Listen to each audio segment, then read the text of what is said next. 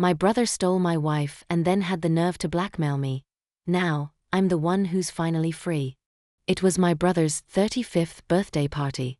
I remember it vividly, the summer air thick with the scent of barbecue, laughter echoing across our parents' backyard. My wife was there, looking stunning in a floral sundress, her smile lighting up the gathering. My brother, always the life of the party, was regaling everyone with stories of his latest business venture. "Little bro," he called out to me, raising his beer. "You should join me on this one. We could make millions." I laughed it off, as I always did. My brother was known for his get-rich-quick schemes, while I preferred the steady growth of my own small tech company. "I'm good, thanks, you know me, slow and steady wins the race." My wife chimed in, her eyes sparkling with interest. "Oh, come on, honey, where's your sense of adventure?" If only I had seen it then. The way they looked at each other, the subtle touches, the inside jokes. But I was blind, trusting, and completely unaware of the betrayal brewing right under my nose. Weeks passed, and I noticed my wife becoming distant. She was always on her phone, smiling at texts quickly hiding the screen when I approached. I chalked it up to stress from her job, never once suspecting the truth. Then came the day that shattered my world. I came home early from a business trip, hoping to surprise her. Instead, I was the one surprised. As I opened our bedroom door, I saw them, my brother and my wife, tangled in our sheets, lost in each other's arms. The confrontation that followed was ugly, shouting, crying, accusations flying. My wife, tears streaming down her face, claimed it had been a one-time mistake.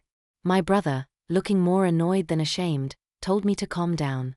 "It's not a big deal, bro," he said, his casual tone cutting deeper than any knife. "These things happen." I left that night, my head spinning, my heart broken. I stayed with a friend, ignoring the constant calls and messages from both of them. A week later, I returned home to find the house empty. A note on the kitchen counter told me everything I needed to know. "We're sorry, but we can't fight this. We're in love. Please try to understand and forgive us someday." The divorce was messy. My brother and soon-to-be ex-wife moved to the other side of the country, starting a new life together. I threw myself into my work, letting the pain fuel my ambition. Slowly, I rebuilt my life, my business flourishing as I poured every ounce of energy into it. For 3 years, I had minimal contact with them. The occasional family gathering was tense, with our parents trying desperately to keep the peace. I remained civil for their sake, but the wound never truly healed. And now this email. "Hey little bro," it began, the familiar nickname salt in the wound. "I hope this finds you well. Look, I know we've had our differences, but I'm reaching out because we're in a tough spot. Remember that crypto investment I told you about? Well, it turns out it was a scam. We've lost everything. Our savings, the house, all of it. We're desperate here. I know it's a lot to ask, but is there any way you could lend us some money to get back on our feet?" For old time's sake, I stared at the screen, a mix of emotions swirling inside me. Anger, disbelief, and oddly, a twinge of satisfaction. Part of me wanted to reply with a simple, "Calm as a bitch, isn't it?" But another part, the part that remembered the brother who taught me to ride a bike and stood up for me in school, hesitated. As I contemplated my response, another email popped up, this time from my ex-wife. "Please, we're really struggling here. We made a mistake, and we've paid for it. We're not asking for forgiveness, just help. You're doing so well with your company. Surely you can spare something?" I closed my laptop, my mind a whirlwind of conflicting thoughts. Should I help them? Did they deserve my assistance after what they did? I decided to sleep on it, hoping clarity would come with the morning light. But sleep eluded me. I tossed and turned, memories of happier times mingling with the pain of betrayal. By dawn, I had made my decision. I wouldn't give them money, but I would offer advice on how to get back on their feet, job resources, financial planning tips, that sort of thing. It was more than they deserved, but it would clear my conscience. I drafted a carefully worded email, trying to strike a balance between compassion and firmness. But before I could send it, my phone rang. It was my brother. "Did you get my email?" he asked, not bothering with pleasantries. "I did," I replied, keeping my voice neutral. I was just about to respond. He cut me off. Look, I know you're probably still angry, but we really need your help. We're talking about family here. I took a deep breath, steeling myself. Family? You seem to have a selective definition of that word, bro. Don't be like that, he said, his tone shifting from pleading to irritated. We made a mistake, okay? But are you really going to let us suffer when you have the means to help? I'm not letting you suffer, I explained, trying to keep calm. I'm willing to offer advice, resources. We don't need your advice, he snapped. We need money, cold hard cash. And let's be real, you owe us. I nearly choked. I owe you? How do you figure that? There was a pause, and when he spoke again, his voice was low and menacing. Remember that summer at Uncle Jack's farm? The incident with the tractor? My blood ran cold. That was a family secret, one we had all sworn never to speak of again. An accident that had nearly cost our uncle his life, and one that I had been unfairly blamed for as a child. You wouldn't, I whispered. Try me, he replied. Either you help us out, or Mom and Dad get to learn the truth about their precious golden boy. Your choice, little bro.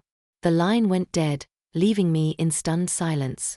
My mind raced, memories of that terrible day flooding back, the fear, the guilt, the relief when my brother had stepped in to take the blame. It had been his idea to keep it a secret, to protect me, and now he was using it as leverage. I sat there, frozen for what felt like hours, the weight of the decision pressing down on me. If I gave in to their demands, where would it end? But if I refused, was I prepared for the fallout?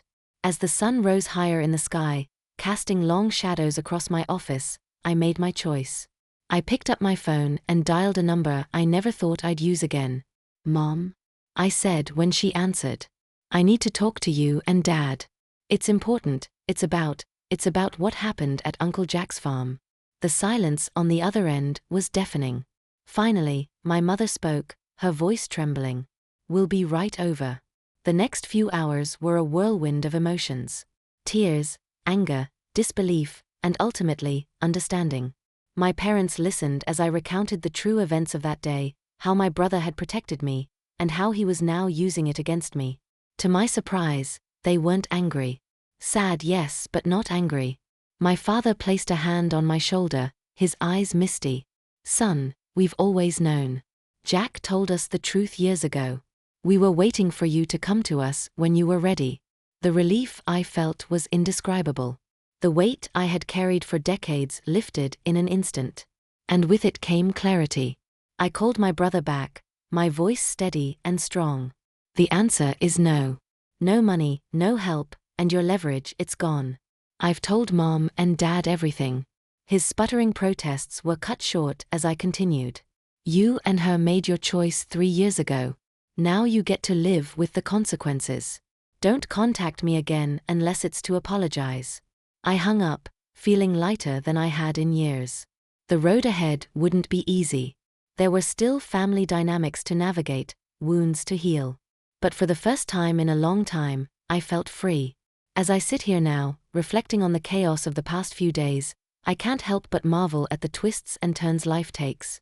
Betrayal, blackmail, long-buried secrets. It's like something out of a soap opera.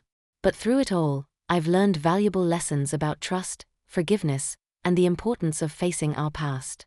So, dear viewer, if you've made it this far in my tale of family drama and financial folly, why not subscribe? I promise my life updates are more reliable than my brother's investment advice, and a lot less likely to leave you broke and begging for bailouts.